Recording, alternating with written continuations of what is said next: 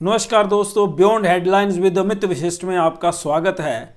आज हम लोग बात करने वाले हैं United states commission on international religious freedom की रिपोर्ट के ऊपर। जी हाँ, ये एक संस्था है जिसे माना जाता है, मतलब कागज़ों में या पब्लिक को दिखाने के लिए या पूरी दुनिया को दिखाने के लिए कि ये एक स्वतंत्र स्वायत्त संस्था है, लेकिन सच्चाई कुछ और है इसकी।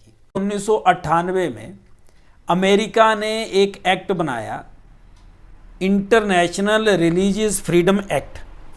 ये वाला जो एक्ट था, इस एक्ट के तहत ये कमीशन बनाया गया, यानी कि ये कमीशन अमेरिका की सरकार ने बनाया। एक पूरी प्लान्ड स्थिति थी। 1998 में काम करना शुरू करा इसने। फिर उसके बाद ये संस्था काम क्या करती है?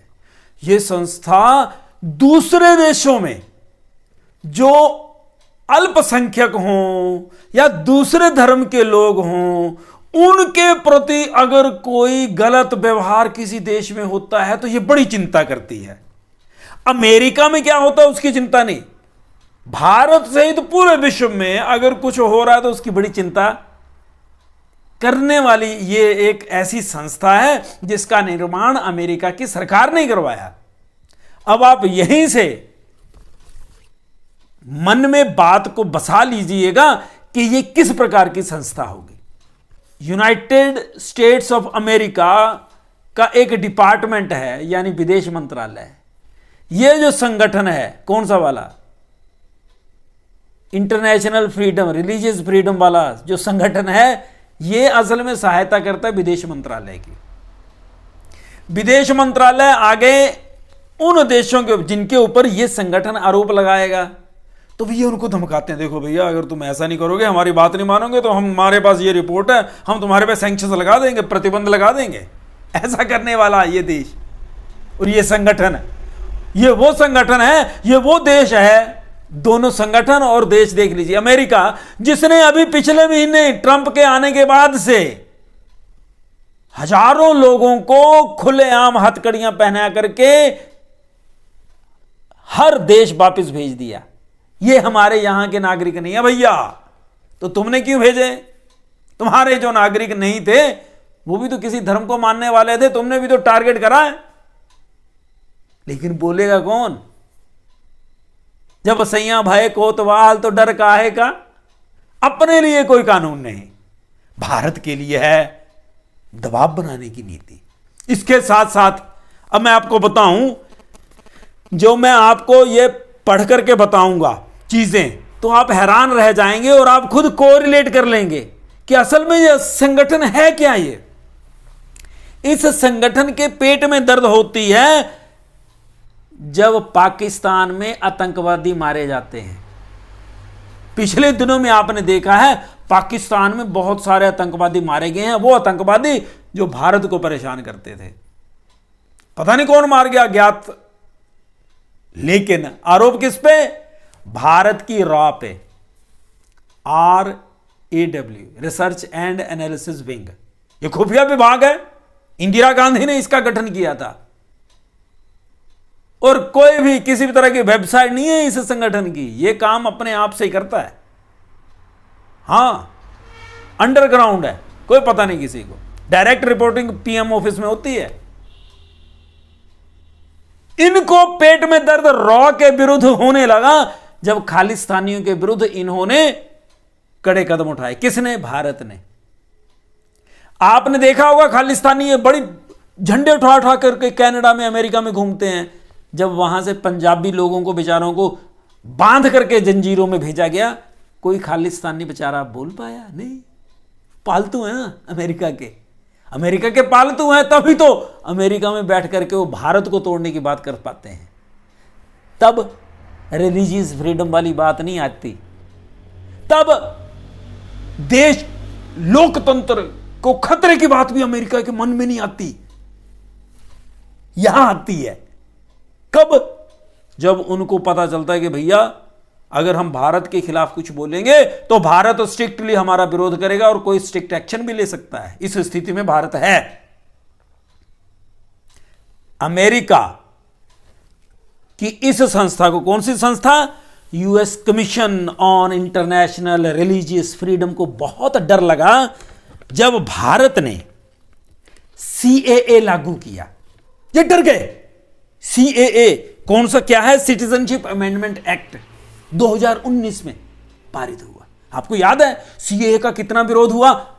अब वो विरोध हुआ और हमने कई बार डिस्कशन करी है इस मामले में कि भारत हो चाहे दुनिया का कोई भी देश हो, वहां पर अगर अस्थिरता है तो कहीं ना कहीं अमेरिका होता है। अमेरिका की संस्था की ये रिपोर्ट मेरी उन बातों के ऊपर मोहर लगा रही है। अब बड़े ध्यान से देखना, अगर आप लोगों ने मेरे वीडियोस पिछले देखे होंगे तो आप पाएंगे कि जो मैं बोल रहा था वो अमेरिका की कथनी और करनी में उतर रहा है। देख लीजिए, इनको सीएए से दिक्कत थी। इन्होंने बोला सीएए अगर आ जाता है, लागू कर दिया इन्होंने, तो ये तो गैर मुसलमानों को फायदा दे रहे हैं। क्योंकि सीएए में सिटीजनशिप अमेंडमेंट जो एक्ट है, इसमें क्या कर दिया था कि 2014 से पहले, 31 दिसंबर 2014 से पहले जो गैर मुस्लिम है, यानी मुसलमानों के अलावा और किसी भी धर्म के लोग हैं जो विदेशों से भारत आए हैं, उनको भारत की नागरिकता देंगे 2014 से पहले। ये उन लोगों के लिए, क्योंकि मुसलमानों के लिए तो बहुत सारे देश हैं ना। अफगानिस्तान से भाग करके आए हैं सरदार सिख बेचारे, तो वो कहाँ जाएंगे। अब पाकिस्तान से कई भाग करके आए हैं, हिंदू हैं, जैन हैं, तो कहाँ जाएंगे। बांग्लादेश से, बांग्लादेश में देखो क्या हुआ, तो कहाँ जाएंगे वो लोग। इसलिए क्योंकि बांग्लादेश मुस्लिम कंट्री है, अफगानिस्तान मुस्लिम कंट्री है, पाकिस्तान मुस्लिम कंट्री है, तो वो लोग कहाँ जाएंगे, गैर मुस्लिम। तो उनके लिए एक 2014 से पहले, लेकिन अमेरिका के पेट में दर्द हुई। अरे भैया ये तो गलत हो गया, ये तो उग्रवादियों को बना बना करके भेजते रहे। उसके बाद क्या, सिर्फ यही नहीं, फिर उन्होंने बोला, इनको पेट में दर्द हुआ, इस संस्था को नेशनल रजिस्टर ऑफ सिटीजन्स लागू कर दिया जाएगा। अगर तो असम में किया ना एनआरसी, रजिस्टर बनाना शुरू किया। अच्छा, भारत की देखिए, अमेरिका में एक बटन दबाते हैं ना कंप्यूटर पे, आपने फिल्मों में देखा होगा, एक बटन दबाओ, सिटीजन की जो भी एक बंदा हो उसकी एकदम से सारी डिटेल आ जाती है। वो क्या है, रजिस्टर है सिटीजन का। अब भारत ये चाहता है कि हमारे यहां भी ऐसा हो जाए, सो दैट कि जो भी कोई दंगा करता है ना उसका पता चल जाए, कोई भी कोई गलत काम कर रहा है उसकी डिटेल सामने आ जाए, कहीं पे भी कोई भी निकाल ले किसी के बारे में भी। ये नहीं चाहेंगे कि भारत में ऐसा हो जाए। ये क्यों चाहेंगे, क्योंकि अगर भारत में ऐसा हो गया तो हम लोग कहीं ना कहीं बाध्य हो जाएंगे, साधारण जनता भी, कि देखो भैया अगर ऐसा कहीं गलत मैंने कर दिया तो मेरा आगे सर्वाइवल बड़ा कठिन हो जाएगा, मुझे काम नहीं मिलेगा, मेरी रेपुटेशन खराब हो जाएगी। और जो दंगे करते हैं उनका पता चल जाएगा, दंगे करने वालों के साथ स्ट्रिक्ट एक्शन लिया जाएगा। हमारे यहाँ तो पता नहीं ना चलता, अभी बांग्लादेशी जो है उनका प्रयोग किया जाता है वेपन के तौर पर, हथियार के तौर पर, दंगे फैलाने के लिए कहीं पर भी। और मैं उसका उदाहरण भी दूंगा आने वाले, अभी आगे है खूब। अमेरिका की ये जो संस्था है ना, US commission on international religious freedom, इस संस्था को गौ हत्या के विरुद्ध बनाए गए कानूनों से बड़ा दुख है। इनको बड़ा कष्ट होता है कि भारत में गौ हत्या के लिए रोकने के लिए कानून बना दिया। इससे बहुत ज्यादा दुखी हुआ ये संस्था। धर्म परिवर्तन के विरुद्ध जो कानून, कड़े कानून बनाए गए हैं, वो भी इनकी आंखों की किरकिरी बने हैं। भारत की सरकार ने जो एनजीओज का एक बहुत बड़ा गैंग चला हुआ था, बाहर से पैसा आता था, धर्म परिवर्तन किया जाता था, लोगों को दंगाई बनाने के लिए पैसे बांटे जाते थे, पत्थर मारने के लिए, उन सब के ऊपर नकेल कस दी। और पेट में दर्द कहां हुई, अमेरिका में। कहां हुई, अमेरिका को पेट में दर्द हुई है। आप देख लीजिए, नस यहां दबी, दर्द वहां हुई। कौन हमें तोड़ने की कोशिश कर रहा है, अमेरिका। कुछ भी हो जाए इस दुनिया में, अमेरिका का ट्रंप साहब ने आते ही बोल दिया था हम किसी के साथ कुछ भी कर सकते हैं, और ये उनका इतिहास ही है। ये जो रिपोर्ट आती है ये आपको चौकन्ना करने के लिए, आपको चौकन्ना रहने के लिए उकसाती है। भाई आपको चौकन्ने रहना पड़ेगा। अगर आप चौकन्ने नहीं रहते हैं, हिंदुस्तान के नागरिक ये बात नहीं समझते हैं तो वो दिन दूर नहीं जब ये अपने मंसूबों में कामयाब हो जाएंगे अमेरिकी लोग, क्योंकि ये चाहते हैं अशांत रहे ये देश। इस अमेरिकी संगठन को पेट में दर्द कब हुआ? जब धारा 370 हटाई गई। हां, धारा 370 कश्मीर में हटाई गई, और दर्द कहां हुआ? अमेरिका वालों को दर्द वहां हो गया। झारखंड में तबरेज अंसारी साहब मारे गए थे एक, वहां पर बोला गया जी कि जय श्री राम के नारे नहीं लगाए तो भीड़ ने मार दिया। महाराष्ट्र में 3 साधु मारे गए थे, वो बेचारे बोलते रहे कि हम तो है ही नहीं बच्चे उठाने वाले, धर्म के नाम पर मारे गए थे वहां पे, उसका जिक्र नहीं आया इसमें। मतलब पिक एंड चूज। फिर उसके बाद मैं आपको बताता हूं, दिल्ली में 2020 में दंगे हुए, सीएए वाला ही सिस्टम चला हुआ था, फिर दंगे बहुत हो गए, काफी लोग मारे गए, बहुत सारे हिंदू, कोई बेचारे यंग बच्चे मारे गए। और अमेरिका की संस्था का कहना है कि ये तो मुसलमानों को तंग करने के लिए भारत सरकार ने दंगे करवाए थे, और ये मुस्लिम बहुल इलाकों में मुसलमानों को टारगेट करके दंगे किए गए थे, और 50 से अधिक लोग मारे गए थे। वो गवर्नमेंट ऑफ इंडिया उसके लिए जिम्मेदार है। इनको पेट में दर्द हुआ, लेकिन कैसे बात घुमा देते हैं ये लोग, मजेदार है ना। अब और मजे तो और आएंगे अभी इसमें। उसके बाद इन्होंने बोला कि जब से सरकार आई है भारतीय जनता पार्टी की सरकार, तब से मुसलमान, ईसाई और दलितों के ऊपर अटैक बहुत बढ़ गए हैं। यहां ध्यान रखना, मैंने जितनी भी बातें बोली हैं ये पर्टिकुलर पॉलिटिकल आइडियोलॉजी और पर्टिकुलर पॉलिटिकल ग्रुप के आरोप हैं। मैं आपको बता दूं कि ये मैं पढ़ रहा हूं जो आरोप, जो उनकी डिटेल्स उन्होंने लिखी हुई अपनी वेबसाइट के ऊपर, उसको लेकर के पढ़ रहा हूं। किसने लिखी थी? United states commission on international religious freedom. आप भी देख लीजिएगा वेबसाइट के ऊपर, उन्होंने हिंदी इंग्लिश दोनों में लिखा हुआ कि भारत के ऊपर क्यों आरोप लगा रहे हैं, बड़ी चिंता कर रहे हैं वो। हिमाचल प्रदेश का नाम भी उन्होंने लिखा है कि हिमाचल प्रदेश में जब भारतीय जनता पार्टी की, सुक्खू सरकार से पहले जो सरकार थी भारतीय जनता पार्टी की, उन्होंने धर्म परिवर्तन के विरुद्ध बड़ा ही ज्यादा सख्त कानून बनाया। इससे बहुत सारे गैर हिंदुओं के ऊपर बहुत सारा गलत उनके ऊपर कानून का शिकंजा कसा जाएगा, उनको बड़ा तंग किया जाएगा। भारत में ऐसा हो रहा है। ये कौन बोलता है? पिछले 2 दिनों में किसके कैसे कैसे बयान आ रहे हैं आप देखो। ये है तो यूनाइटेड स्टेट्स ऑफ अमेरिका की संस्था, लेकिन जो पूरे बयान दिए हैं किस राजनीतिक दल और संगठन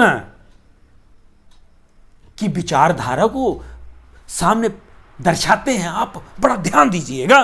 उसके बाद है 2019 में हुआ क्या कि जो ये जो संगठन है, इसके सैमुअल डी ब्राउन करके इसके प्रमुख थे, भारत आए, उन्होंने रोना रोया, लेकिन भारत सरकार ने तरजीह नहीं दी, ध्यान नहीं दिया। बोलते ऐसे हैं, ठीक है, आया स्वागत करिए, रेस्पेक्ट करिए और जाइए। इनको ये भी पेट में दर्द हुआ। ट्रंप साहब आए, ट्रंप साहब ने धमकियां दी भारत को। अब देखिए एक पूरा स्टेप बाय स्टेप है ये एक दिन में प्लानिंग नहीं होती अमेरिका की। ट्रंप साहब जीते, ट्रंप साहब ने धमकाया कि हम टैरिफ बढ़ाएंगे 1 अप्रैल तक, 2 अप्रैल तक इन्होंने बोला कि हम 25% तक टैरिफ लगाएंगे। इस संस्था ने मार्च के एंड में आकर के ये पत्र छापा, आरोप लगाया भारत के ऊपर, और एक मैसेज देने की कोशिश करी कि भैया अगर तुम हमारे यहाँ की जो हमारी कंपनी है उनके ऊपर टैक्स और टैरिफ नहीं कम करते हो तो हम लोग बहुत कुछ कर सकते हैं। कौन? अमेरिका।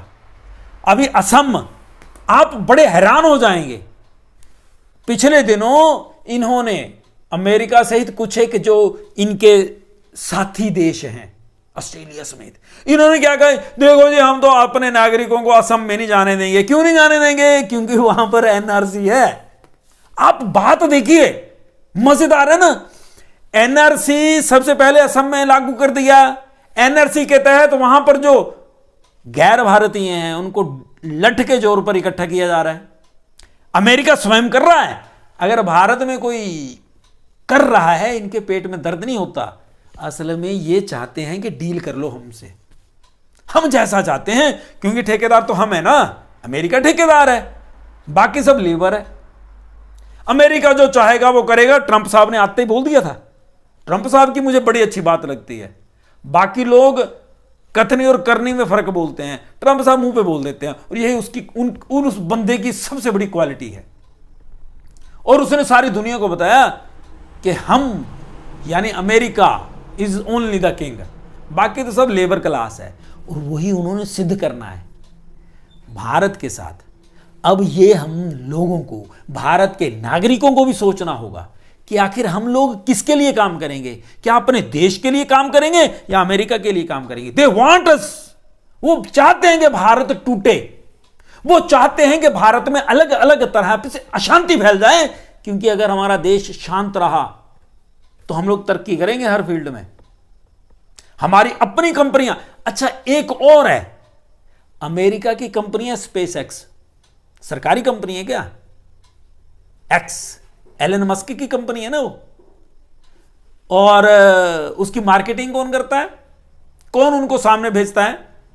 अमेरिका की सरकार। वो क्यों? क्योंकि जहां भी जो भी अर्निंग होगी वो कहां जाएगी? अमेरिका में जाएगी। अच्छा, भारत की कंपनियां अगर कहीं ग्रो कर रही हैं तो किस संगठन को और किस राजनीतिक दल के पेट में दर्द हो रही है? एक आप पॉलिटिकल एनालिसिस करें, और उन्हीं चीजों के ऊपर अमेरिका में पेट में दर्द होती है। क्यों होती है? एक ही समय पे एक ही जुबान क्यों बोली जाती है? अब बड़ा ध्यान दीजिए, हम लोगों को इस समय देखिए, भारत का जो लोकतंत्र है ना, भारत का लोकतंत्र अब टीनेज पार कर चुका है। अब हम लोग इस अवस्था में हैं कि हम लोग सोचें और कुछ एक्ट करना हो, उस एक्शन को भी बड़े ध्यान से करना पड़ेगा। अब जो टीनेज में हमारी गलतियां होती हैं ना, वो हमसे होती रही हैं, हर किसी से हुई हैं, लेकिन अब हमें भारत के नागरिकों को स्वयं जिम्मेदार बनना होगा। अब हमें स्ट्रिक्ट एक्शन लेना है। किसके लिए? अपने फायदे के लिए, अपने देश के फायदे के लिए।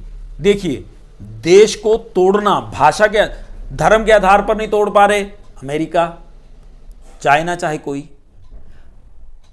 जाति के आधार पर नहीं तोड़ पाए। चुनावों में देख लिया, चुनावों में इन्होंने जाति का कार्ड खेला। अब जाति का कार्ड खेलने वाली राजनीतिक दल अकेले थोड़ी हैं। आप प्रोसेस देखिए ना, कैसे ये लोग एक तरफ से एक स्वयं अपने आप से इनके ऊपर से पर्दा हटता चला जा रहा है। ये कहां से कंट्रोल हो रहे हैं? फिर उसके बाद अब कौन सी चली चाल? भाषा के आधार पर। मैंने बताया था कि पंजाब में भाषा के आधार पर खूब दंगा होता है, आज भी हो रहा है, आप देख लीजिए। तमिलनाडु, केरल, महाराष्ट्र, आप बड़ा ध्यान दें, ये एक टूल किट की तरह यूज किए जा रहे हैं, और देख रहे हैं कि किस चीज के ऊपर भारत को मसल दें ये लोग। मसलना यानी तोड़ना। जैसे सोवियत संघ को तोड़ा गया था, अगर सोवियत संघ ने बात नहीं मानी, उन्होंने सोवियत संघ को तोड़ दिया। ये चाहते हैं कि भारत को, भाई तुम्हें ड्रा करके, भारत के लोगों को, और ये हमारी जिम्मेदारी होगी। अब ये जिम्मेदारी भारत के नागरिकों की। आप क्या चाहते हैं? इस देखिए, हम 100 लड़ें, हमारी आपस में खूब असहमति हो, हम खूब लड़ें, लेकिन बाहर का कोई आकर के हमें बताए, उसकी क्या हिम्मत है? ऐसा मेरा मानना है।